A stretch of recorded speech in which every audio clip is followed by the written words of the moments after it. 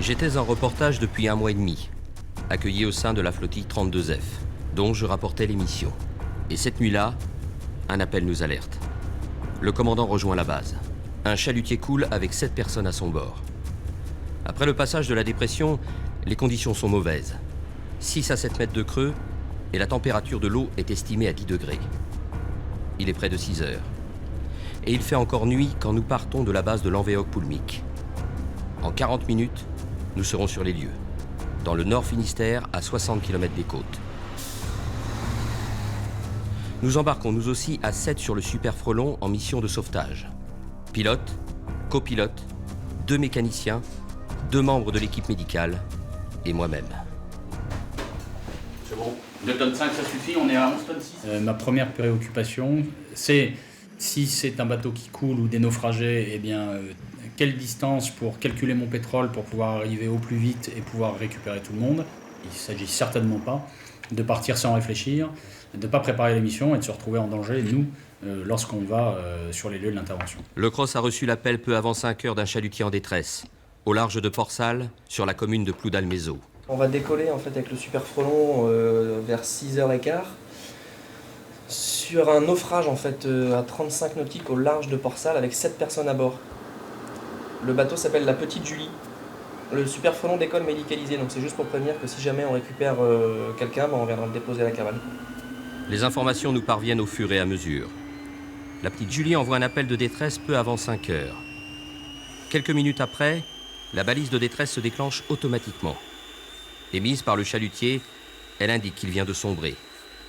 12 minutes viennent à peine de s'écouler. Le mythique Super Frelon, l'hélicoptère affrété pour de telles missions, est secondé par le Dauphin. Ils sont les seuls, capables d'effectuer ces sauvetages souvent périlleux, en pleine nuit.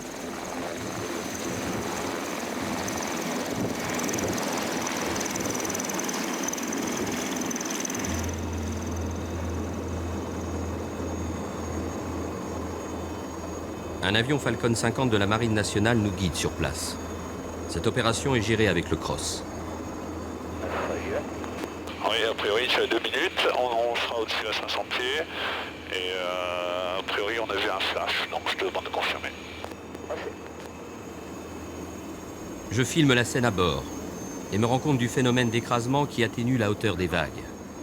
Un effet encore renforcé par la tenue en vol stationnaire. C'est une des performances du Super Frelon, capable d'intervenir dans les plus mauvaises conditions et de nuit. Chaque membre de l'équipe scrute les vagues pour apercevoir un homme à la mer. C'est le seul moyen pour le repérer. Il y a un truc à... À 3h là. Visuel. Ok. Ok, je reviens sur l'arrière, tranquillement. Ouais. Il y a un mec dedans. Hein. Ouais, à ferme, on l'a. Ok, on peut venir en arrière comme ça pour une cinquantaine de mètres. Ouais, fais gaffe, tu le tiens au... Oui, je tiens encore en commandant. C'est le moment de faire énormiser. J'ai visuel là. Ok, je vais commencer à déborder le plongeur. Excellent, Béligou. Le plongeur est débordé. Béligou, je t'écoute. Ouais, j'ai un mec à ma position. Je le remonte.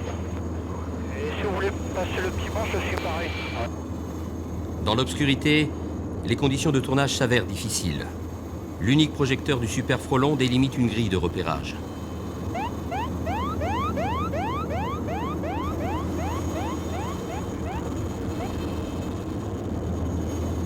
Ok, on est vertical, ligne naufragé pour l'instant.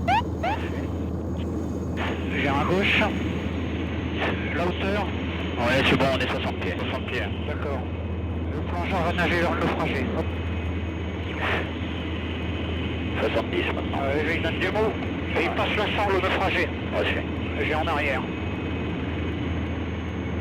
On tire 30 000. Ouais, on est à la chose 2 pour moi. Ouais, on est vertical pour l'instant. Ouais, reçu. Il lui a passé la sangle. Enfin, il essaye de lui passer la sangle. Il est engoncé dans une bouée, là. Ouais. Et qu'ils sont parés. Reçu. Ok, je les déjauge. Ouais. Ils sont en montée. Ouais.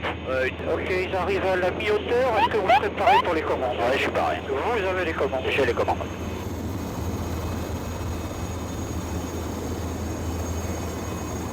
Alors écoute, je viens de remonter un gars, donc le Toubi va le prendre derrière, on va lui poser la question de savoir comment ça s'est passé, et savoir s'il a pu sauter à l'eau avec d'autres, et je te rappelle dès que j'ai des infos. Ils étaient 2, accrochés à la bouée de fortune, quelques minutes avant l'arrivée des secours. L'un d'eux a disparu. L'autre est pris en charge par l'équipe médicale.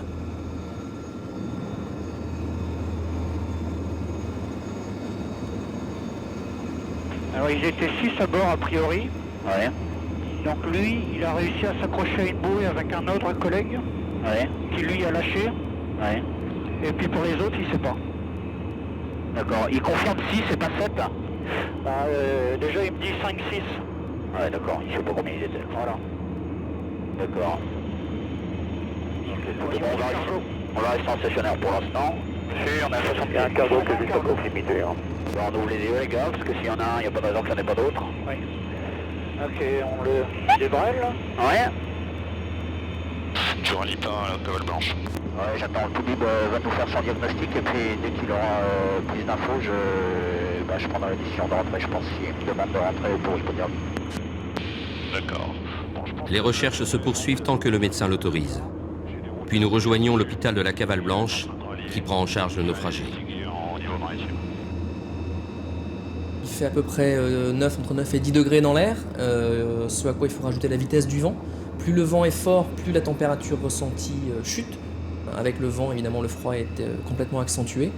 Et le fait après de rester dans l'eau sans aucune protection, il n'avait aucune protection de vêtements de survie ou de quoi que ce soit. Donc forcément, dans l'eau, on perd 20 fois plus sa chaleur que dans de l'air. Donc le fait d'être immergé, le fait que le peu de parties du corps qui soit en dehors de l'eau soit exposé au vent et au froid fait qu'on se refroidit très très vite.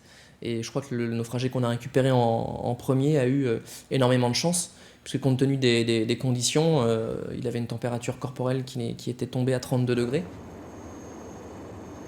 Ça dépend des personnes, ça dépend de leur constitution physique, de leur entraînement, de l'équipement qu'ils ont sur eux, des conditions de mer, conditions de vent, etc. Mais je pense qu'il lui restait pas plus de 2 heures à vivre dans ces conditions-là.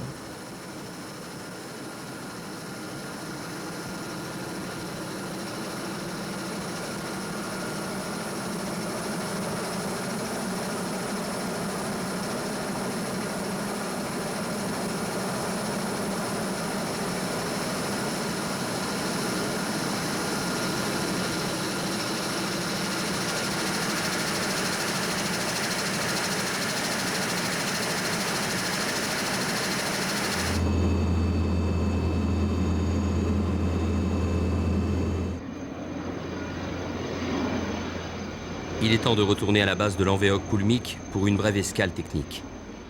Remarquablement conçu, avec un large rayon d'action, le Super Frelon est doté d'une capacité exceptionnelle pour embarquer équipage et matériel.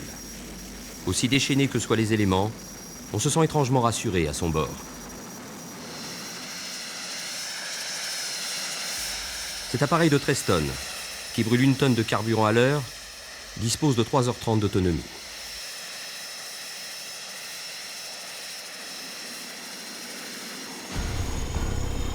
Puis de nouveau, c'est le départ vers la zone du sauvetage. Les marins sont toujours introuvables, malgré les moyens nautiques et aériens déployés sur place.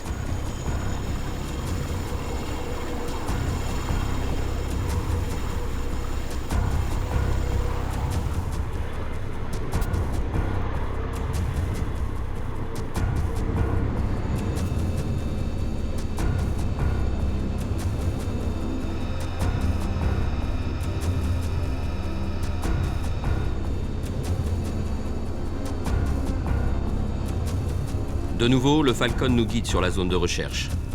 La bouée laissée par le naufragé quelques heures plus tôt précise la dérive.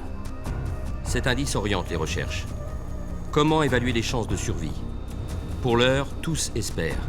Chacun se tait. Il faut d'abord s'assurer que le canot de survie ne cache rien. C'est clair qu'un radeau de survie qui est à l'eau, il ne faut pas avoir de doute sur ce qu'il y a à l'intérieur. Là, on a pu s'apercevoir sur un canot que la bâche était toujours dessus. Donc, on a descendu le plongeur pour voir effectivement s'il y avait personne à l'intérieur. Il peut y avoir très bien une personne à l'intérieur qui qui est en hypothermie, qui peut pas se déplacer, qui peut pas appeler à l'aide, donc il faut aller voir à l'intérieur.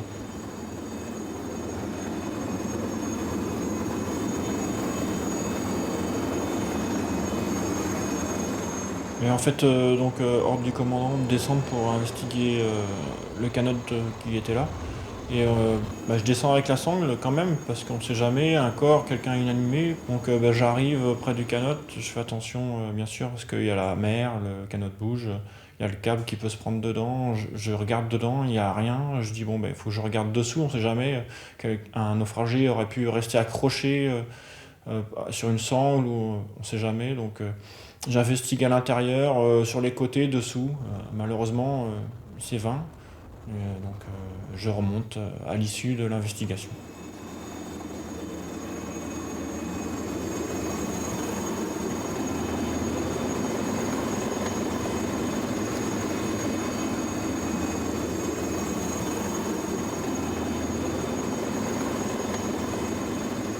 À partir du moment, je dirais, où on a commencé à retrouver des gens, on va mettre tous les moyens disponibles pour essayer de continuer à retrouver d'autres membres d'équipage. Mais on peut éventuellement retrouver encore un rescapé, plus vraisemblablement des corps, hélas. Et donc, de toute façon, on mettra tout ce qui est en œuvre dans la journée pour faire le travail 2 jours, et de manière à ce qu'il y ait une permanence sur zone 2 jours, puisqu'on recherche mieux de jour que de nuit.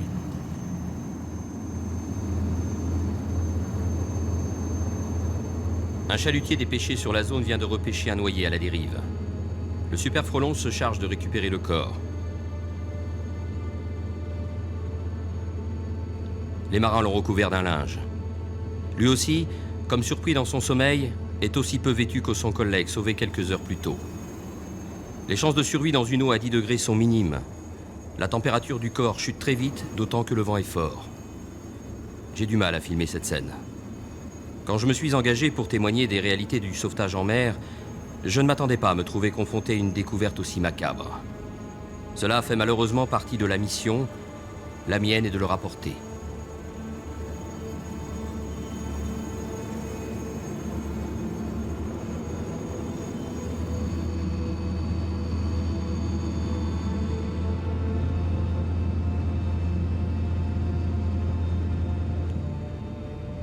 Le retour sur l'hôpital de la Cavale Blanche se fait dans une atmosphère pesante et comme irréelle. Dans le Super Frelon, le climat est à l'abattement. Cet homme, encore en vie quelques heures plus tôt, montre à quel point l'humilité est nécessaire face aux dangers de la mer. La mission a demandé beaucoup de sang-froid pour ces professionnels aguerris. Je suis encore sous le choc. Je continue à filmer, mais c'est un sentiment d'échec et une impression d'impuissance qui domine pendant le voyage. Nous sommes profondément émus. En dehors des consignes et commandes de vol, pas un mot ne sera échangé jusqu'à l'hôpital.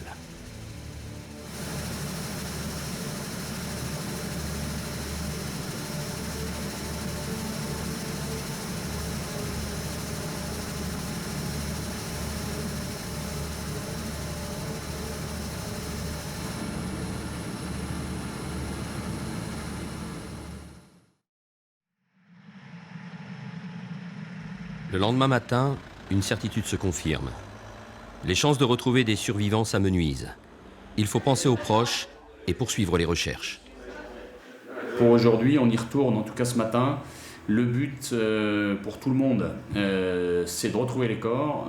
Alors pour ceux qui ne le savent pas, si on ne retrouve pas les corps, on a des problèmes sur les histoires de paiement de pension pour les familles. On rentre dans du concret trivial, mais il faut en être conscient.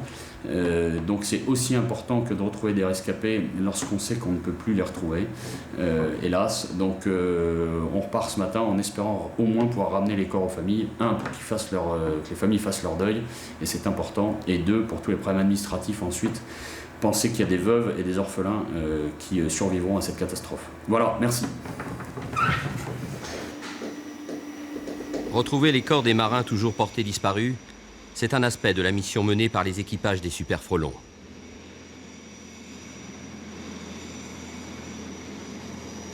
Numéro 1 pour la Marguerite Sud, devant 200 degrés, 19 à 28 nœuds, trafic Inalouette 3. J'ignore ce que nous allons trouver, mais l'affect est un frein, et je dois moi aussi poursuivre ma mission. En fait, on évacue tout ce qui est émotion et on stocke ça dans un coin.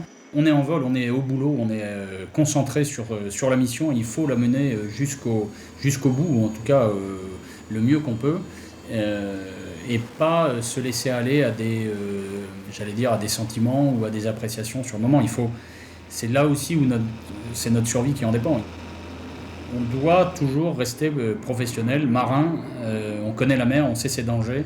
On prévoit le pire quand on rentre. On a toujours 100 kg de carburant dans les poches au cas où. Voilà, pour pas se faire surprendre. 2 degrés, appliquer les alarmes plein. On est 300 pieds. C'est 40 pieds sur ton index. Moi, je mettrai 40. Il n'a pas l'air d'être en stop en roulis.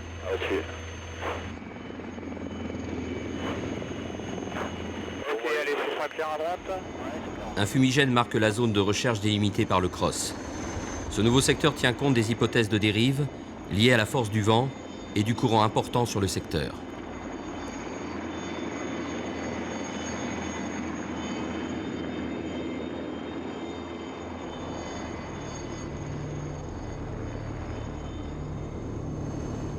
Les caisses à poissons qui flottent confirment la dérive. Ce sont celles de la petite Julie. L'espoir décline avec le jour qui tombe. Un désespoir m'envahit.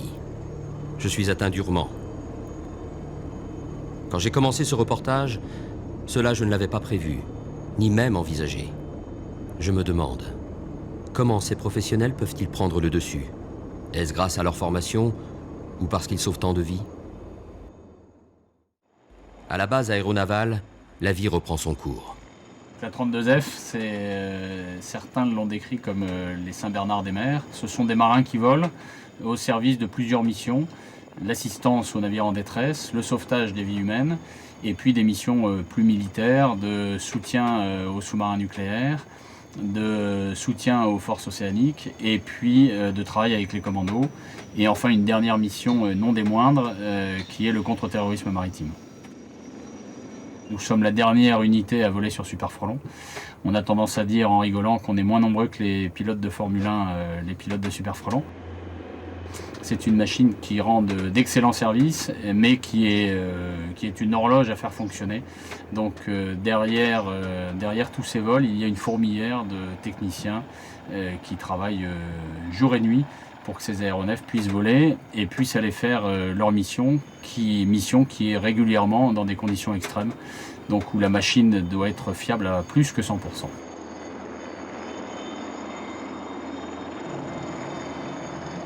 Les aéronefs ont vieilli, la maintenance s'est un petit peu alourdie. Maintenant, l'exigence sur la disponibilité des aéronefs est toujours la même, c'est-à-dire qu'on se refuse à partir avec des aéronefs qui ne sont pas totalement disponibles pour la mission. Et en tout cas, les aéronefs sont toujours capables d'honorer le contrat opérationnel qui est le nôtre, à savoir un aéronef disponible en Méditerranée à 4 heures tous les jours, et puis sur la façade atlantique et en Manche mer du Nord, 2 aéronefs, un à 1 heure et le deuxième à 4 heures. Sur la Brèche, tous les jours de l'année, les Super Frelons interviennent sur tout le littoral, Atlantique, mer du Nord et Méditerranée.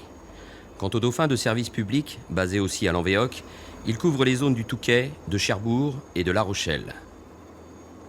Depuis la Pointe-Bretagne, avec un rayon d'action de 180 nautiques, soit 320 km, ils rallient en 1 heure de jour ou en 2 heures de nuit une zone de sauvetage dans toutes les conditions et par tous les temps.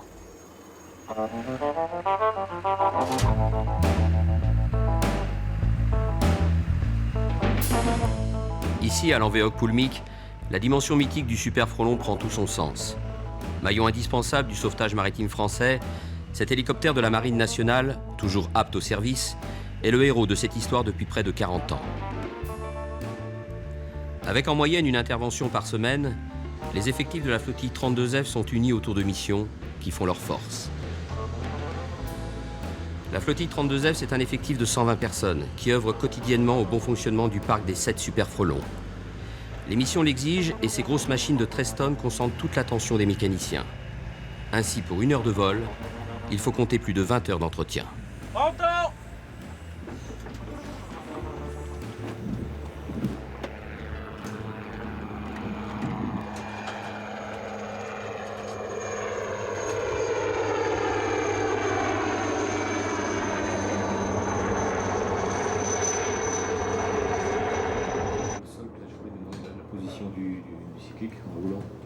Le vol, en fin de compte, commence quand on passe au bureau piste, regarder le livret de l'appareil pour voir les dépannages éventuels qu'il y a eu dessus. Ensuite, quand ça c'est fait, on vient sur la machine à proprement dit et on vient la préparer. Donc on vient calculer nos paramètres, faire notre avant-vol. Aux côtés des réparateurs qui dépannent les appareils, les mécaniciens de bord préparent l'aéronef avant le vol.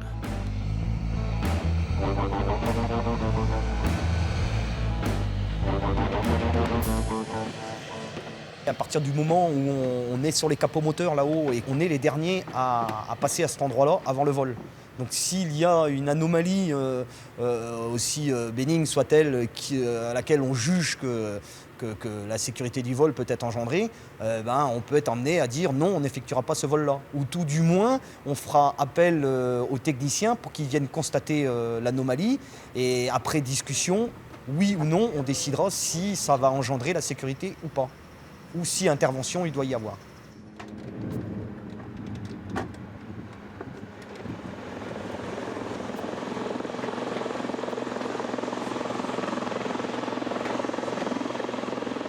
Ce qu'il faut savoir, c'est qu'au sein d'un équipage de Super Frelon, on est 2 mécaniciens de bord.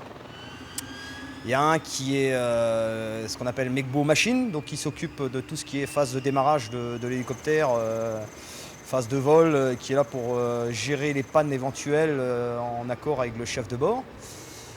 Et l'autre mécanicien de bord, qu'on appelle chef cargo, qui lui est derrière, donc dans la soute, et qui est chargé d'effectuer les différentes missions qu'on peut être emmené à effectuer.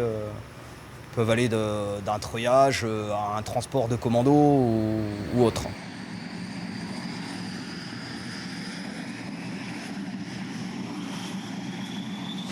Ces marins exercent un métier certes physique, mais où le mental tient une place importante. Les situations auxquelles ils sont confrontés, et le milieu souvent hostile, les amènent à analyser et à anticiper. Sûreté de jugement et rapidité de décision, un point essentiel pour ces marins du ciel. J'ai coutume de dire en plaisantant que le secours médical en haute mer par hélicoptère, c'est pas un sport de masse. Et donc pour ce faire, que ce soit les médecins ou les infirmiers qui entrent dans le tour d'astreinte, il y a une aptitude physique minimale que dans la marine on appelle l'aptitude à la mer. Et ensuite en termes d'entraînement, il y a un entraînement à l'hélitroyage sur les bateaux de jour comme de nuit pour l'ensemble des infirmiers et des médecins à une fréquence d'à peu près 1 fois par mois et par personne. Ça c'est très important puisqu'effectivement si quand on arrive sur un lieu d'intervention, le fait d'être hélitroyé nous paralyse complètement à cause de la peur ou du stress, on sera complètement inefficace sur le plan médical une fois posé sur le bateau. Donc il faut se dédouaner de ce stress et de cette peur par l'accoutumance, par l'entraînement régulier à l'hélitroyage sur des bateaux dans des conditions le plus proches de la réalité si possible. L'équipe médicale fait partie de la mission, fait partie de l'équipage. On se connaît très bien entre les pilotes, les treuillistes, les plongeurs. Il faut qu'on connaisse les contraintes des pilotes, il faut que les pilotes connaissent nos contraintes médicales, de manière à ce qu'on puisse adapter à chaque situation en fait, dès qu'on sort sur un bateau. Quand on sort avec l'ambulance du SAMU, c'est le médecin qui dit à l'ambulancier « écoute, quand je serai prêt, je te dirai, on pourra rouler vers l'hôpital ». Là, c'est exactement l'inverse qui se passe. C'est-à-dire qu'au moment où on arrive au-dessus du bateau, c'est le pilote qui dit au médecin « écoute, Tohib, voilà, tu as 17 minutes. Si dans 17 minutes, tu n'es pas remonté avec ton malade, moi je m'en vais. » Pour la bonne et simple raison que lui, il calcule son pétrole pour pouvoir rentrer à la base, et que c'est pour ça qu'il nous laisse ce laps de temps très limité sur place en fait. Tout miser sur la sécurité en vol, c'est le credo de la flottille des Super Frelons.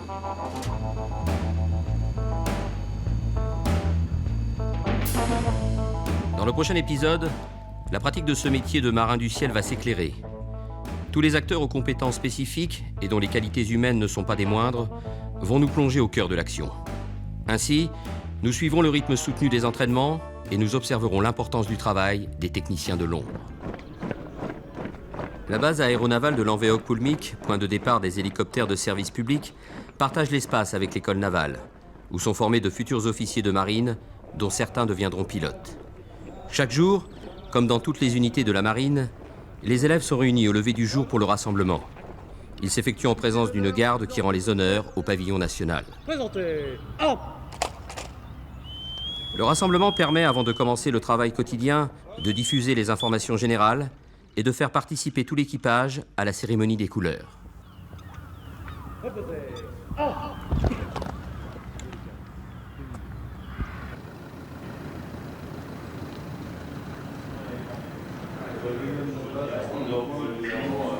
Donc, commandant messieurs, bonjour. La météo pour aujourd'hui, donc un front froid qui va passer pour début de la matinée et on sera intéressé ensuite par un ciel de traîne pour le reste de la journée. L'avis de grand frais à coup de vent, toujours d'actualité jusqu'à 21h Zoulou, avec un vent sud-ouest 7 à 8 Beaufort qui vire ouest 6 à 7 Beaufort dans l'après-midi et un avis de fortes vagues de surcôte sur le littoral jusqu'à 9h avec des creux qui peuvent atteindre 6 mètres au large. 8 pilotes, hautement qualifiés, interviennent lors des sauvetages en mer. Former de jeunes pilotes est impératif. En effet, ces missions risquées, où chaque geste compte, où chaque erreur peut être fatale, mettent en jeu des vies. Elles exigent une force et des compétences spécifiques, propres à ce métier si singulier, marin du ciel. Cindy Chambon, copilote à 26 ans, espère devenir pilote opérationnel d'ici quelques mois. La particularité de ce métier ou de cette flottille, c'est qu'on a un travail qu'il faut transmettre et que cette transmission se fait d'anciens à plus jeunes. De même que moi, j'ai été formé par les anciens pilotes lorsque je suis arrivé en flottille. Je forme maintenant les jeunes pilotes. On continue à former des jeunes pilotes pour qu'ils connaissent parfaitement la mission. Donc on se doit d'avoir une continuité. Et donc je reste en tant que commandant au contact et je continue à voler comme tout autre pilote de la flottille. Le vent 220 degrés 13 de maximum 22 et ramené par un aviance. Ligne 23, on est par un autre. Reçu Big Wolf, ça fait en vol, montée 1800 pieds du NH 1019, passant 1000 pieds, virage gauche vers un cap 90 et 42,70 au transfert. J'ai un droit également. Reçu, Alpha, 1800 pieds, 19.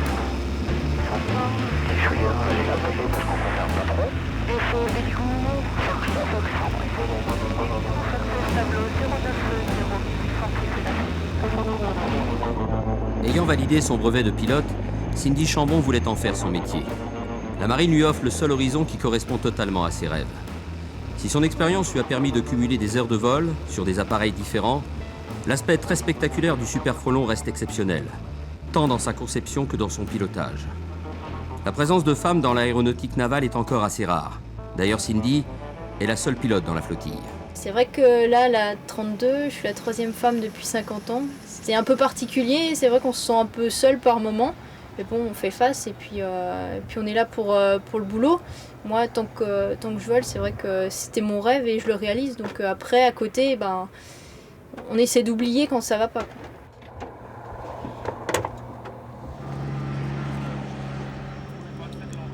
La mission de sauvetage exige une connaissance parfaite des procédures de vol. Dès le retour de l'exercice, s'ensuit l'analyse par le pilote et Cindy. Le chef de bord va analyser les différentes erreurs qu'il y a eu pendant le vol. Donc la tenue des paramètres, savoir si j'ai gardé la bonne attitude, la variation de vitesse. Donc on a des fourchettes au départ qui sont plus ou moins grandes et qu'on doit diminuer au fur et à mesure avec l'entraînement et l'expérience. Il regarde au loin la piste parce qu'on est passé en position VMC. C'est pas grave, toi tu as continué à piloter, ensuite on s'est éloigné et tu as compris l'histoire du triangle de dérive que tu affiches, comme je t'ai dit, on n'est pas à 1 degré près. Si tu me tiens le cap à 1 degré près, tu es champion du monde. Chaque vol est déjà différent et après il faut être au mieux puisque ce qu'on attend de nous c'est d'être des copilotes en SAR, donc le chef de bord puisse compter sur nous et s'appuyer sur nous. Donc, déjà c'est l'accomplissement d'un rêve de gosse, donc c'est le summum. Moi ça fait depuis l'âge de 15 ans que je me bats pour y être. C'est pas toujours évident. Et piloter un 13 tonnes, c'est le rêve de tout le monde. Le Super Frelon, c'est l'hélicoptère un peu mythique de la marine, donc c'est l'hélicoptère quasi. Une boîte de jonction, qui est la partie centrale, c'est l'interface. En parallèle au vol d'instruction, Cindy suit des cours théoriques. Pendant ces séances de mise à niveau, le manuel de fonctionnement et d'utilisation de Super Frelon est explicité aux nouveaux pilotes. Calculateur de bord, aide à la navigation et pilote automatique sont autant d'équipements qui autorisent la prise et la tenue de vol stationnaire au-dessus de l'eau. Ces équipements de vol du Super Frelon permettent d'effectuer les missions en toutes circonstances. Il est donc nécessaire pour les pilotes d'en connaître par cœur les caractéristiques et le maniement. Les instructeurs encadrent ce travail entre théorie et données pratiques de terrain. Vous ne verrez jamais de pilote simplement se consacrer à son pilotage sans avoir une pensée pour la conception de l'aéronef à laquelle il est affecté. Et bien souvent, des pilotes comme pour la 32F vont à la 32F parce qu'ils veulent voler sur ce type d'aéronef qui a des conceptions assez certes anciennes. Et souvent, ce sont quand même avant tout des passionnés du milieu hélicoptère. On sent en eux un amour de la machine que l'on partage avec eux. Donc là, on voit la tête en configuration, donc montée et prête à être équipée des balles. Donc on a tout le système qui est en place, on voit bien donc, les portes. Les portillons sont refermés et brochés. Vous l'avez vu?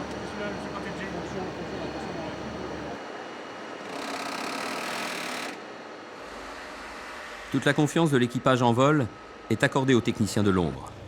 Ils assurent la révision totale des hélicoptères. Ils procèdent d'abord au lavage de l'aéronef, avant son passage en atelier, pour préparer une inspection complète qui s'exerce du moindre rivet aux pales, depuis les équipements de bord jusqu'au fuselage. Un à un, les Super Frelons suivent un cycle d'entretien rigoureux, immobilisant l'appareil pendant 10 semaines. On fait une visite toutes les 300 heures en général. Elles sont soumises à un planning. On reçoit du BOT, qui est le Bureau d'organisation du travail, qui nous donne tous les éléments à déposer.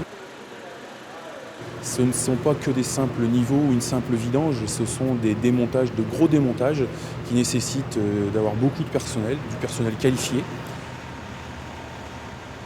La plupart des personnels techniques sont formés par la marine.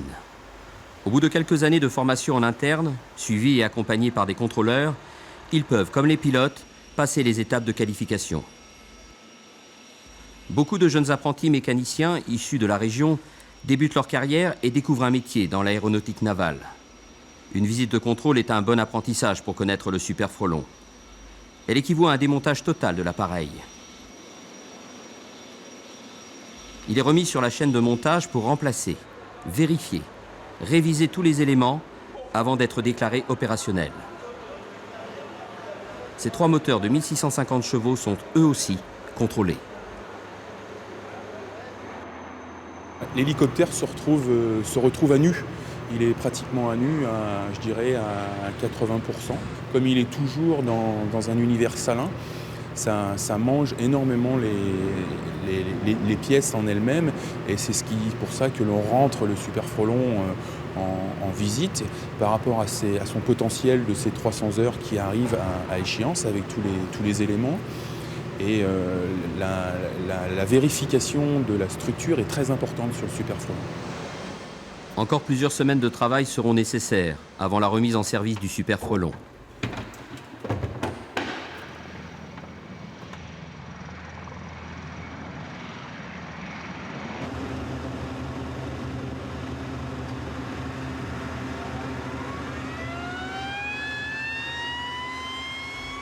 Les techniciens savent faire et les équipages s'entraînent. Tel est le rythme quotidien de la flottille. Répéter, répéter sans cesse les mêmes gestes qui demain sauveront des vies.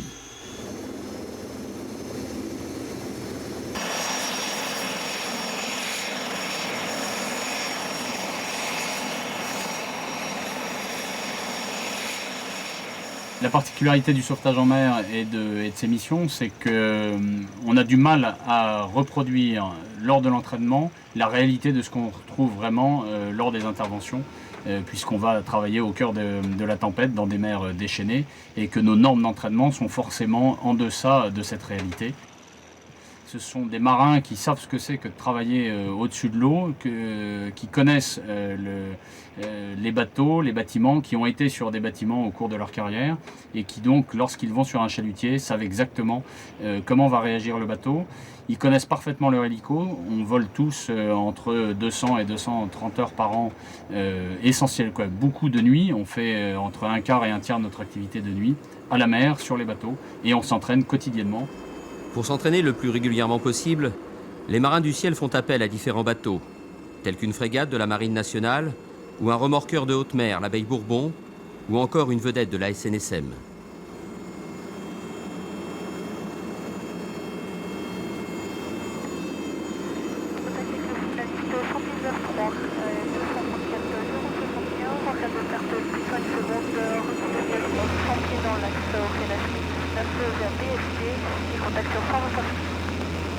Digo Fox, c'est correct.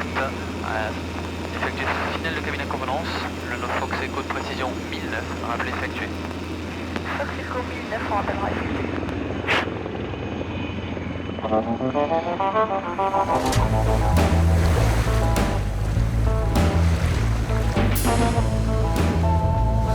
Aujourd'hui, rendez-vous est pris avec la vedette de sauvetage de Camaret pour un exercice de treuillage. Rendons hommage aux sauveteurs de la SNSM qui savent se rendre toujours disponibles pour ces exercices quotidiens, une des clés de la réussite.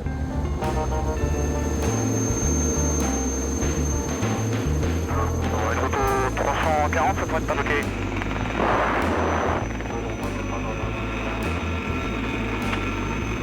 C'est correct, on fait dans la machine. Ok.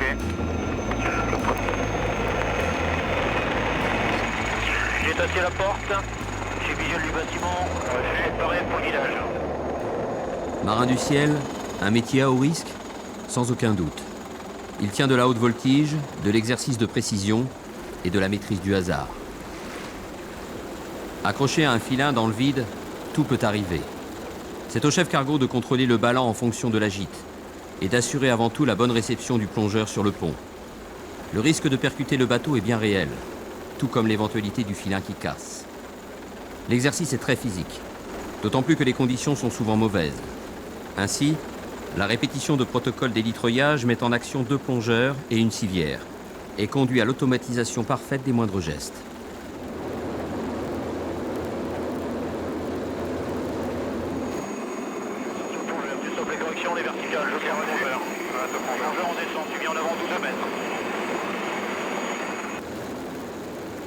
L'entraînement est primordial. Et plus on s'entraîne, plus on va donc être confronté à des situations différentes. Et ces situations, on pourra les retrouver dans des missions réelles et tout de suite avoir les bons gestes. Et viser un petit peu on va dire des situations, des scénarios qui se rapprochent le plus possible des missions réelles. Les conditions d'entraînement sont inférieures aux missions réelles. On a des normes d'entraînement qui sont assez limitatives. Et dans ce cadre-là, il faut s'adapter à chaque fois au type de bateau, aux conditions de mer, aux conditions de temps qui sont à chaque fois différentes.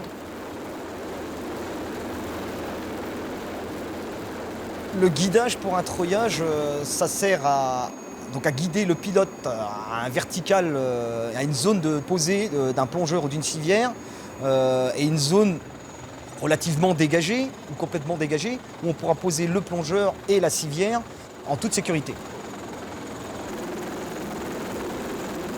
Donc pour effectuer ce treuillage-là, il va falloir guider l'hélicoptère à la verticale de cette zone. Or, le pilote, de par sa position, il n'a aucun repère visuel sur cette position-là. Il n'aura un repère visuel que dans son champ de vision, c'est-à-dire devant lui, sur les côtés. Mais à la verticale, il ne verra rien. Donc, il est obligé de nous faire confiance. On le guide par la voix.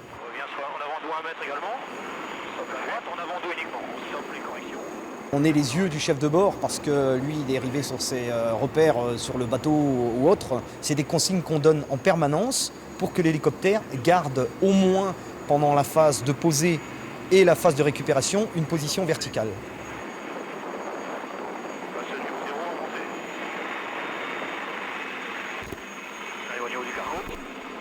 mis dedans. Si j'ai décroché, je me le crois pas. Le treuilliste, on va dire, c'est la dernière personne qu'on côtoie dans l'hélicoptère. Donc les derniers instants se font... c'est une communication qui se fait par les gestes, qui se fait par le regard. Et à force de travailler ensemble, à force d'entraînement, sur des petits gestes, on arrive à comprendre ce que veut l'autre. Et ça, c'est vraiment très important d'avoir un équipage soudé et qui se comprend.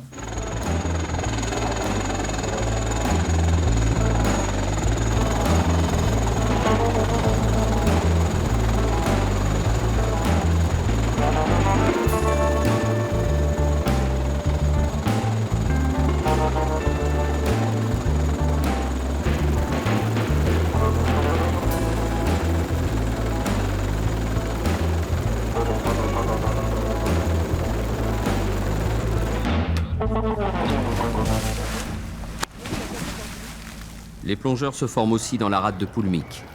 École de manœuvre de directeur de plongée BN pour début de plongée, 5 plongeurs sous l'aconite. Tout au long de l'année, on a ce qu'on appelle un tableau de qualification à remplir. Donc on a un certain nombre d'exercices à réaliser en plongée, que ce soit en bouteille ou en surface. Et on a un certain nombre d'exercices à réaliser effectivement en vol, donc treuillage sur les bateaux, treuillage de naufragés et recherche en mer. Il faut combiner tout ça tout au long de l'année pour garder le meilleur entraînement possible pour être prêt au moment de la mission. La manipulation de la civière est une mécanique bien huilée. Quelles que soient les conditions, les gestes sont sûrs et rapides. Je suis rentré dans la marine en 1990. À ce moment-là, je voulais vraiment intégrer l'aéronautique navale. C'est un rêve que j'avais depuis petit. Ça a commencé par vouloir faire pilote. Bon, malheureusement, j'ai échoué au test. Je suis rentré quand même dans l'aéronautique navale dans l'espoir d'approcher le plus possible les aéronefs et éventuellement voler un jour.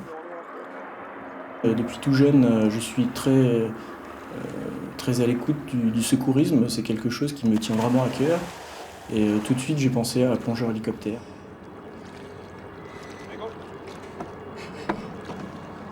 C'est pas toujours des conditions simples. Et là, on peut tomber sur plusieurs cas. On va dire la personne qui est tellement content de vous voir qu'elle va se laisser aller et qui pourra éventuellement couler. Il y a une personne qui, au contraire, va être énervée, va vouloir absolument monter, quitte à vous monter dessus et monter le long du câble. Il va falloir la maîtriser. Et éventuellement, parfois, on récupère on va dire, des cadavres. Bon, il faut prendre sur soi et ramener tout le monde dans l'hélico pour ramener tout le monde à terre. Un petit peu. Tiens, t'as regardé ton câble, ok, mais t'as pas regardé comment était le croc. Par contre, regarde, elle est mal passée. Regarde, non mais regarde. D'accord? Ça doit pas être là. Ça, c'est à l'intérieur. Ah ouais, t'as pas vu parce que t'as pas vérifié. Chaque jour, les personnels volants s'entraînent pour obtenir les qualifications et se préparent au pire comme tous les professionnels du sauvetage. Les tests obligatoires de sécurité ont lieu tous les ans. Au centre de sauvetage et de survie de la marine, le personnel navigant s'entraîne à toute éventualité, dont la simulation d'un crash d'hélicoptère en mer. Ouvrir sa boucle, d'accord, à droite ou à gauche, toujours bien à l'intérieur, d'accord, ça nous gêne. La main extérieure en fait n'a jamais bougé, hein, c'est votre repère pour sortir. Et là il n'y a plus qu'à évacuer. Avant de lâcher celle-ci, on prend une autre main de référence, hop, et on dégage. Une fois qu'ils sont bien éloignés de la cellule, ils percutent leur gilet et leur gilet leur monte à la surface. Est-ce que vous avez des questions particulières, des choses qui, d'accord?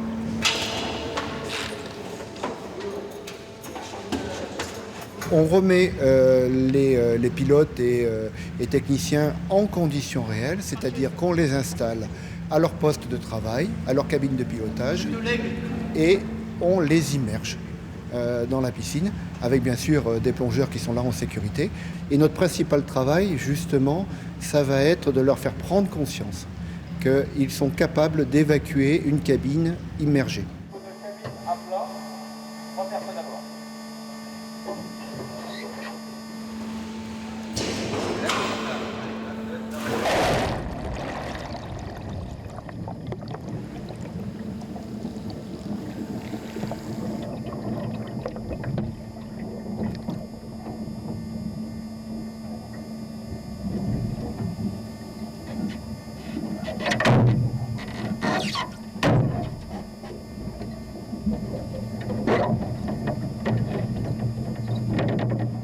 Si on perd un moteur en stationnaire de nuit et qu'on n'a pas la capacité de tenir sur les 2 autres moteurs, on ira forcément à l'eau.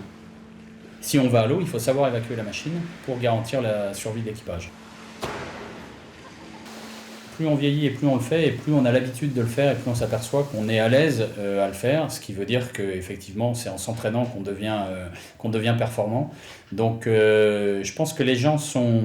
Il y a une petite appréhension, mais il n'y a pas vraiment de réticence à y aller. On sait que ça sert à quelque chose, et on sait que c'est notre survie qui en dépend. Un aéronef qui tombe à l'eau, il met pas très longtemps à couler, donc il faut absolument savoir les gestes vitaux pour pouvoir s'en sortir très vite.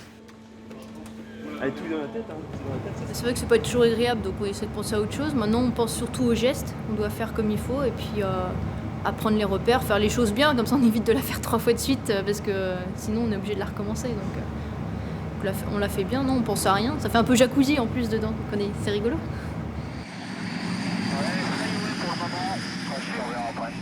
La journée s'achève par un entraînement commun avec les marins-pompiers de Brest. Ils vont être treuillés sur le remorqueur de haute mer, l'abeille Bourbon, bien connu des missions de la flottille. Cette conjonction des compétences mutuelles permet la tenue d'un très haut niveau d'expertise dans les exercices. On revient en avant d'eau pour 2 mètres. Ouais, le bateau est en train de plonger. Oui, il plonge un peu. En avant dans l'axe. On peut stopper l'avant. Planche en descente.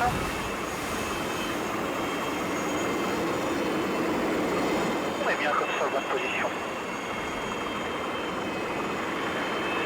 Le plongeur toujours en descente. Il va arriver sur le pont. Il est sur le pont. Ok, le premier pack c'est à la porte. Je vais le déborder. Il est débordé, il est en descente. Et évidemment, s'il y a une panne, quoi. Oui, bien sûr. On n'avancera pas plus. Rien à fait. J'espère que là c'est ouvert. Accroche le suivant. Ouais, quand il y a un trou dans le treillage, tu peux dire par exemple, votre machine c'est correct, et puis donner le pétrole, en condition de pas couper le treuillage, quoi, tu vois, ça, tu t'adaptes, quoi, quand il y a un trou dans le... Ok, il est à la porte. Je le déborde. Il est débordé. Il est en descente. Il faut de l'entraînement, il n'y a pas de secret, quoi. Si on ne s'entraîne pas à treuiller régulièrement, on ne pourrait pas se permettre de rester 1 an sans treuiller et puis d'être balancé dans une tempête pour aller chercher un gars qui est esquinté sur un chalutier. Il faut s'entraîner, c'est la clé de la réussite. Il faut s'entraîner. Il faut savoir qu'un peu comme tous les collègues, là, on adore la mer. J'ai toujours vécu près de la mer, donc tout ce qui est bateau et tout ça, c'est mon truc. Donc pouvoir concilier le métier de mécanicien volant sur un hélicoptère dans l'aéronautique navale et intervenir en permanence au-dessus de la mer et sur des bateaux, je crois que je ne pouvais pas mieux rêver. Dès qu'on décolle dans les feux de sol lourd, il faut bien avoir la roue. Ok.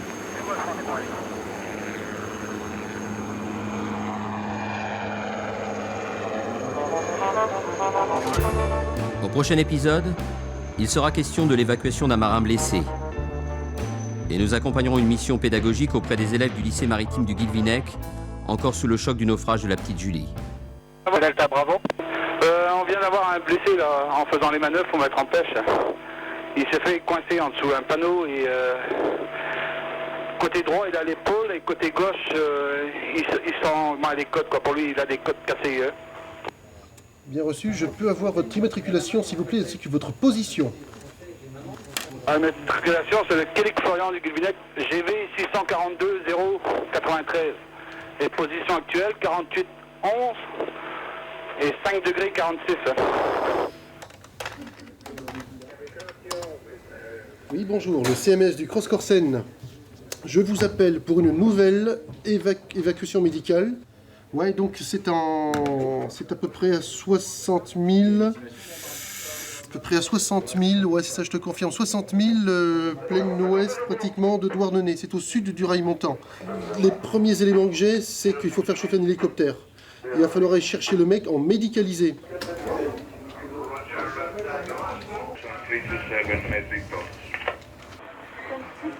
Alors, le choix des moyens appartient donc à l'officier de permanence qui, je dirais, est systématiquement présent sur le centre. Il va choisir ce moyen en fonction des caractéristiques propres du moyen et de la nature de l'événement. Donc effectivement, on a toute une palette de moyens à notre disposition. Ça peut aller d'un petit moyen nautique de type Zodiac jusqu'à un hélicoptère lourd de type Super Frelon. Le premier contact avec le navire de pêche signale un blessé à bord. Un des marins a pris un panneau de chalut de 650 kg sur l'épaule. Un risque d'hémorragie est à craindre et une équipe médicalisée accompagne cette mission d'évacuation. Merci, de rien. A priori, le blessé, vous, à vous de voir, et après le plongeur. D'accord. Voilà. S'il y a le moindre délai, vous vous rendez compte sur la fréquence? De toute façon, on va le mettre assez rapidement dans la civière et on va le médicaliser ici parce qu'on aura plus de place. Ce que je vous propose, c'est que je remonte la civière en premier, on remonte tous les deux ensemble. Ouais, d'accord, c'est comme vous voulez. Ouais, je suis à vos ordres. C'est principalement de nuit qu'ont lieu les moments les plus intenses de leur travail et de mon reportage. Malgré les capacités du Super Frelon, les conditions sont toujours plus délicates dès que la mer est formée. Les risques sont réels et les limites fixées dans le cadre de l'entraînement sont vite dépassées. La mer bouge beaucoup, le bâtiment est particulièrement petit, il est léger, il a des caractéristiques défavorables que sont le mât sur l'avant, donc qui nous empêche de travailler dans de bonnes conditions puisque le câble risque de s'enrouler autour de ce mât. Et puis la nuit était noire, vraiment noire, c'est-à-dire qu'on n'a pas de référence au niveau de l'horizon. Donc voilà, toutes les conditions sont réunies pour que le treuillage soit particulièrement difficile.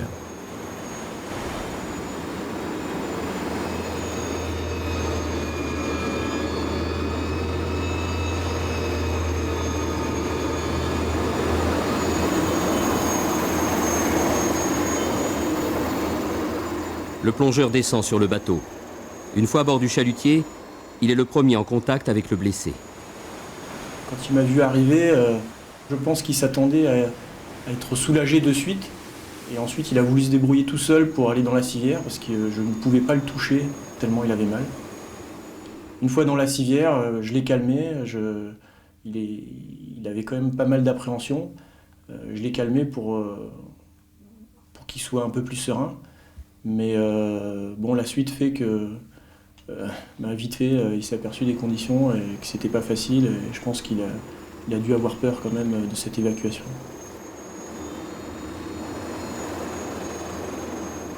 Grosso modo, une fois par an, on fait demi-tour. C'est-à-dire qu'on se présente en stationnaire sur le bateau, on étudie toutes les solutions de treuillage possibles, on essaye, on y revient, on remet les gaz, on se représente. Grosso modo, une fois par an, de nuit, on fait demi-tour.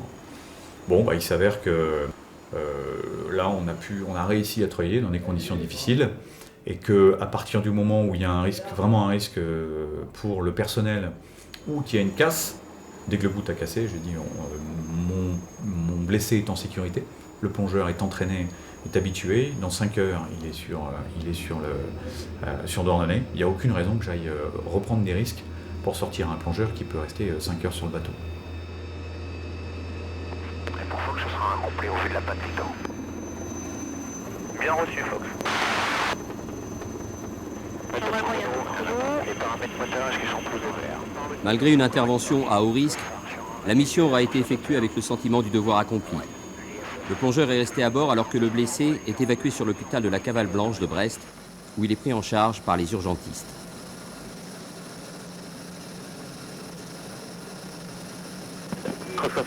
Bonjour. Bonsoir.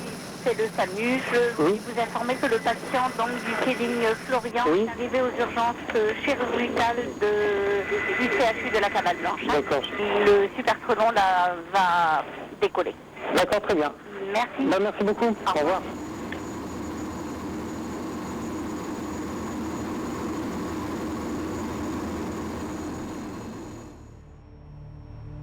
Une semaine après le naufrage de la Petite Julie, la flottille reçoit une lettre de remerciement du comité régional des pêches de Bretagne. Chacun prend connaissance de cette lettre lors de l'appel du matin. Commandant, avec le naufrage de la Petite Julie et la perte de 6 des 7 hommes d'équipage, l'année 2008 débute sous le signe de la douleur et de la tristesse. Les efforts déployés par les secours dans des conditions difficiles est un réconfort. Et en tant que président du comité régional des pêches maritimes, Je tenais à saluer la compétence et le dévouement dont vos services ont su faire preuve. Un homme a été sauvé, et nous le devons à son endurance exceptionnelle, mais aussi à l'intervention du super frelon de la base de Lanvéoc-Poulmic.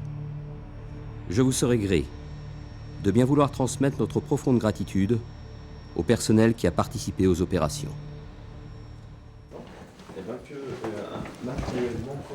Après l'appel, l'heure est à l'analyse de l'évacuation de la veille. Il y a surtout le 62 à dédouaner puisqu'ils ont changé juste. À aucun moment j'ai réussi à avoir une référence stable. En plus, en bas, on ne sait pas si c'est aussi le bateau qui rajoute au fait qu'on a l'impression que l'hélico bouge. Ouais, il y a... Parce que j'avais l'impression des fois qu'il descendait vachement bas. Ouais. C'est pas moi je montais aussi beaucoup. Ouais. Et alors tout est amplifié. Comme quand il est parti comme une balle avec sa civière, et ben en fait ça peut être aussi une combinaison d'avoir mis à monter en même temps que le bateau descendait, et du coup moi j'ai l'impression qu'il est parti. C'est vrai qu'avec un mât et tout ça on sait pas trop. Alors j'aurais demandé de le scier, il faut qu'il l'enlève ses mains quoi. Quand on fait les briefings il faudra avoir un système pêche, de... il faut qu'il soit movible. Parce qu'en plus il y avait le tambon là, sur tribord. Bah, c'est pour ça que c'était pas évident de se placer. Il était là tu vois, là, voilà.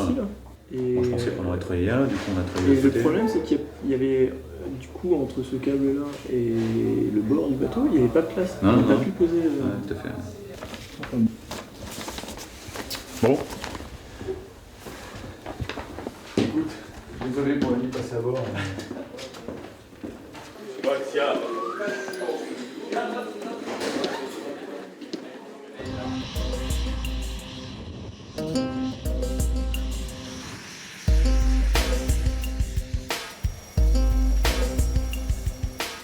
À la base, jusqu'à la prochaine alerte, le quotidien reprend ses droits. Une journée de travail rythmée par les entraînements et les heures de vol qui comptent pour la qualification des pilotes. Sans ces multiples exercices, aucune intervention n'est possible. Une rigueur à laquelle le comité régional des pêches de Bretagne manifeste sa gratitude. En effet, la lettre du comité témoigne sa reconnaissance et salue les compétences et le dévouement de la flottille 32F. La première chose, c'est la reconnaissance du travail. On est en alerte 24 heures sur 24, toute l'année. Il y a la plupart de nos missions qui passent complètement sans aucune publicité et qui sont dans le bruit de fond. On le fait une fois par semaine, on va sauver quelqu'un. On va l'extraire de son bateau de pêche, de son navire de commerce, dans un état souvent assez catastrophique. Et puis une fois de temps en temps, il y a de la médiatisation parce que, effectivement, là, hélas, le bilan est lourd. Donc c'est à la fois la reconnaissance de notre travail et de cet engagement de toute la flottille, de tous les techniciens qui travaillent pour préparer les aéronefs, de tout l'entraînement des pilotes, des mécaniciens de bord et des plongeurs pour mener à bien les missions et être efficaces quand on va les faire. Et puis c'est aussi montrer que ce sont des marins qui font ce boulot. Pourquoi est-ce qu'on le réussit ? Parce qu'on connaît bien les dangers de la mer, parce qu'on s'y prépare. Ce que je dis souvent, c'est qu'on n'est pas meilleur que les autres, mais on s'entraîne à nos missions et on appréhende toutes les facettes des missions, et il y a un peu de satisfaction à voir qu'effectivement on est reconnu pour ce que l'on fait, c'est-à-dire des professionnels de la mer et du sauvetage en mer. Ces mêmes professionnels de la mer, les marins-pêcheurs, contribuent aux entraînements en accueillant les plongeurs sur leur chalutier le temps d'un exercice. Le drame récent de la petite Julie nous rappelle les dangers auxquels sont confrontés les marins.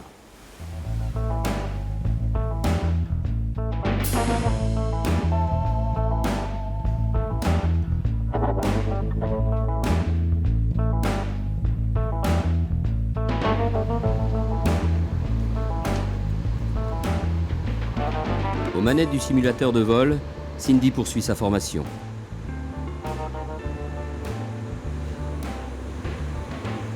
Toutes ces heures d'exercice et d'entraînement lui permettront d'obtenir la qualification nécessaire de copilote en intervention.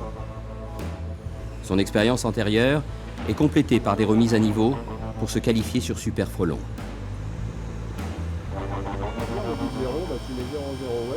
Moi j'arrive d'une machine qui est monomoteur et je passe sur une triturbine, donc la mania est différente, les réflexions, les réactions à avoir en cas de panne sont totalement différentes. La machine est plus lourde aussi. Voilà. Ensuite, les buts 1 à 8, 9, bah, c'est des buts n'importe lesquels. Si tu fais une nav radar... Le simulateur, ça permet de pouvoir s'entraîner sans aller dans les machines. Il n'y a pas beaucoup de machines, donc le maximum d'heures qu'on puisse faire dans le simu, c'est important. Bon, sachant que c'est pas le simu Super Frelon, mais Lynx. Mais ça permet au moins de travailler ce qui est calculateur et navigation avec le radar et le calculateur. Après, les difficultés, c'est plutôt du travail au sol, donc il faut énormément travailler et se remettre dans le bain, puisque c'est vrai que pendant un certain temps, j'étais chef de bord sur Alouette, donc je bossais mes cours, mais j'avais déjà acquis ma formation. Donc là, on recommence à zéro, et c'est ça qui est le plus dur, c'est de se remettre dedans, réapprendre, et changer aussi sa façon de piloter, puisque le Super est complètement différent de l'Alouette. Voilà, tu retournes chercher la latitude avec la touche quadrette. Pour être qualifié Copilsar, en fait, on a un programme précis sur la machine, donc qui va nous apprendre à manipuler la machine, à la piloter. Ensuite, les missions, puisque même si les missions de treuillage et autres, je les ai apprises sur Alouette, mais là c'est en tant que copine, donc c'est du travail en équipage. Quelque chose comme ça, bon voilà, le but 20 c'est ça, admettons le point de référence. À savoir comment on fait les approches et surtout un travail de nuit. Donc une fois qu'on a coché toutes les cases pour arriver, qu'on est suffisamment entraîné, on passe le test avec le commandant de la flottille qui décidera donc si on est apte et on est prêt à être Copilsar.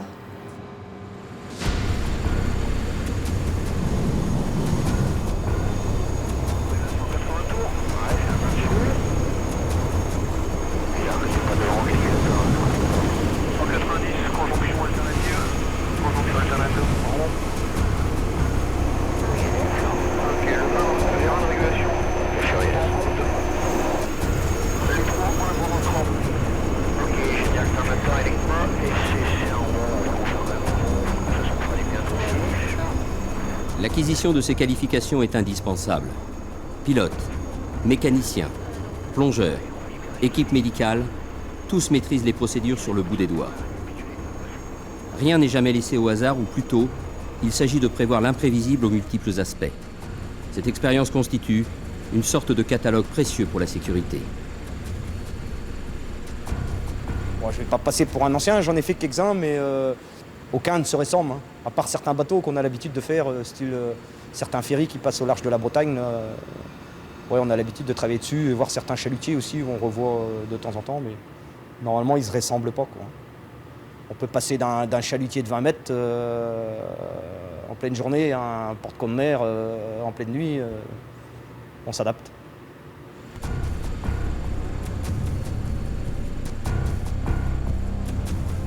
À raison d'une intervention en moyenne par semaine, l'aventure se renouvelle à chaque fois. Un impératif pour les marins du ciel, celui de toujours affronter le danger, illustré par la devise des sauveteurs bretons, Virtus et Spes, courage et espoir.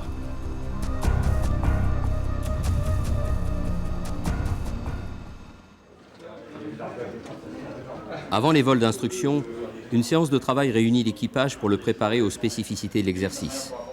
Le commandant d'aéronef donne les consignes. La copilote en formation, Cindy, y est attentive et à l'écoute des conseils des pilotes qualifiés. Si tu dépasses le naufragé, il sera toujours plus difficile de revenir en arrière, de faire d'abord des limités en déplacement en marche arrière, et puis c'est jamais agréable, surtout de nuit. On va sortir par le point alpha, on la fera comme si on était en mauvaise condition, sachant que c'est toi qui me guidera au radar et qui me mettra les points au calculateur. Avant chaque vol, mécaniciens et pilotes vérifient l'aéronef. Un tour de la machine permet de déceler d'éventuelles anomalies ou fuites. Cette procédure est obligatoire.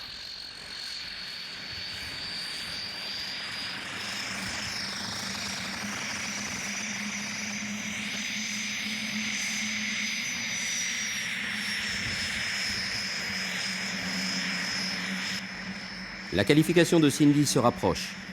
Comme pour tous les pilotes, c'est la répétition des protocoles et l'accumulation des heures de vol qui permettent de l'acquérir. D'ici quelques mois, Cindy sera prête pour sa mission et son avenir de pilote opérationnel.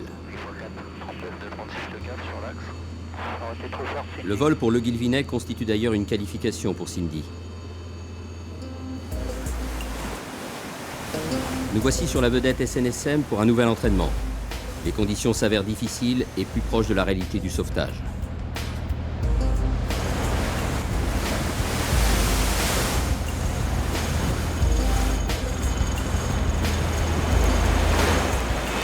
Plongerai à la porte.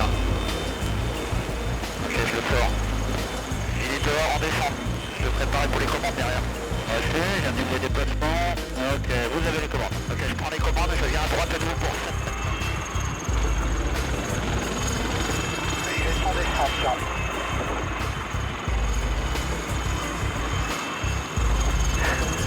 Il commence à s'enlever un peu. Il va arriver. Il y a une grosse vague, il va passer. 1 mètre du pont. Il est toujours 1 mètre, hein. Ok, il est sur le pont.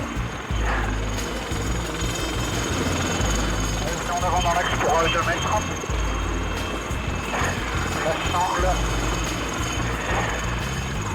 Elle est en montée maintenant.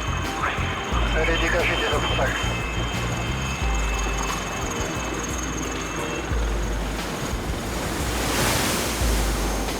Sur Bravo Sierra Tango et contactez l'approche 100 000 décimales 6.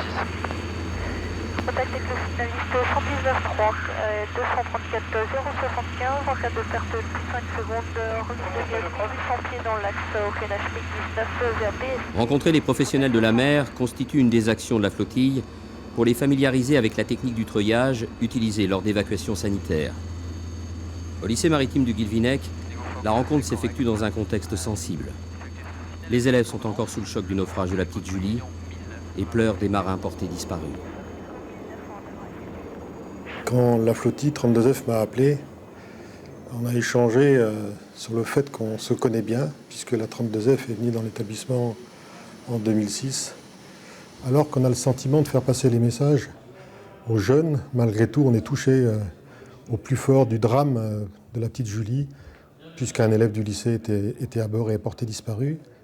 Donc ils ont souhaité revenir uniquement auprès de cette classe, qui était la classe de Florian, pour bien expliquer quel est leur métier, quelle procédure ils ont pour sauver des vies humaines en mer, et encore passer les messages de recommandation du port des équipements individuels de protection, des rôles d'abandon de navire, pour qu'on ne revive pas ça une nouvelle fois.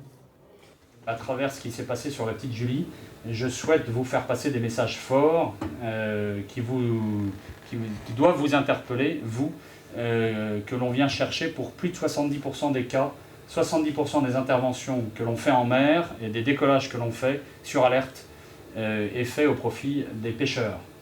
Donc après vous avoir passé le petit DVD sur la flottille, je vous montrerai de façon brute les images qu'on a tournées pour la petite Julie.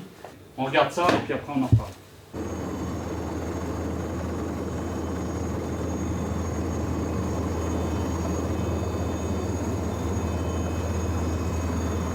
Au moment où je redécolle, le copilote à gauche, par le travers, il y a un mec sur une bouée qui nous fait des signes. C'est complètement par hasard qu'on a récupéré le gars. Complètement par hasard. Bah, vous l'avez vu, hein, c'est ce qu'on voit. Hein.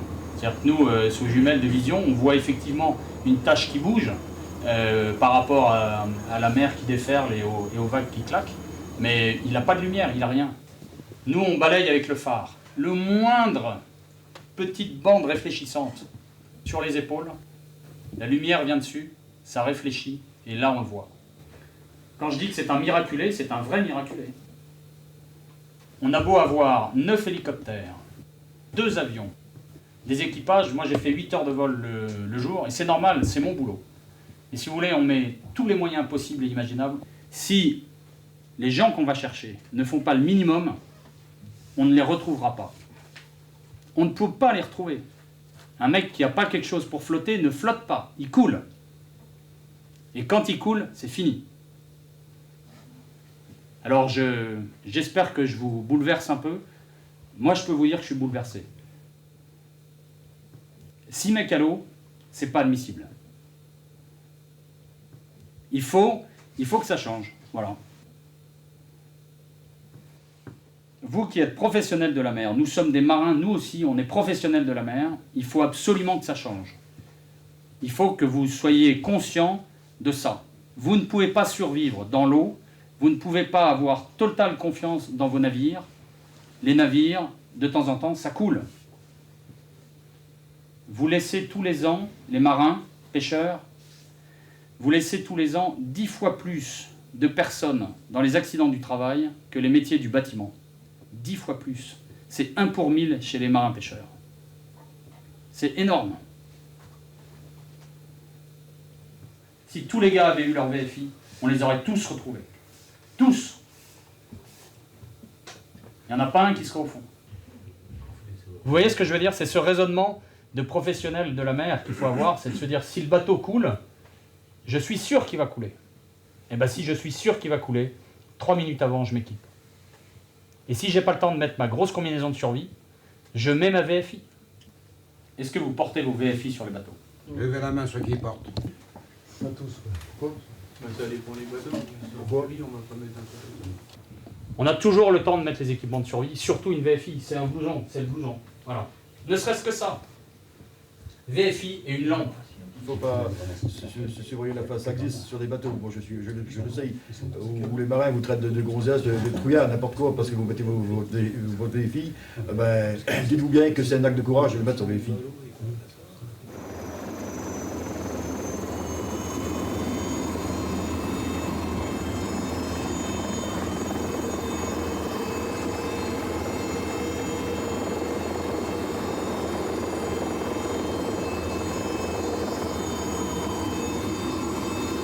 Je pense qu'il y avait beaucoup d'émotions et c'était perceptible chez moi, chez eux, chez tout le monde. Parce que moi, revoir les images, ça me fait repenser à la mission. Et forcément, quand je repense à la mission, je repense aux 6 personnes qu'on n'a pas secourues.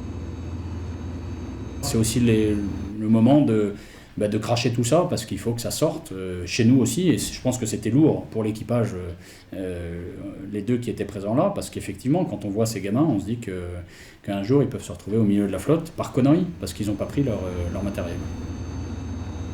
Donc il faut faire du retour d'expérience sur ce triste événement pour que ça ne se reproduise plus. La fatalité existe-t-elle? N'est-ce pas un devoir que de mettre toutes les chances de son côté? Avec plus de 2000 interventions, les sauveteurs mettent leur vie en péril depuis 40 ans. Les équipages seront toujours prêts pour assurer les opérations de secours en mer. Ils mènent leur mission avec courage, affichant un succès mérité.